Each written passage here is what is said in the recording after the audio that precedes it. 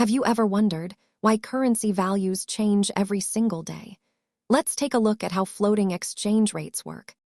A floating rate means the value of a currency is determined entirely by the supply and demand in the global foreign exchange market. In this system, no government agency dictates the price. Instead, it fluctuates freely based on global trade, interest rates, and economic health. Several factors move these rates, including how much a country exports, local interest rates, and overall investor confidence in that economy.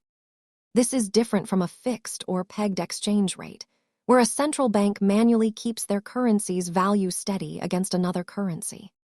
Because it is market-driven, you will see constant, small changes in value. This volatility is a natural feature of most major global currencies today. Many economists believe this flexibility helps countries absorb shocks, as the currency naturally adjusts to reflect changing economic realities. Understanding these mechanics is key to grasping global finance. Subscribe for more basics and remember, this is for educational purposes only.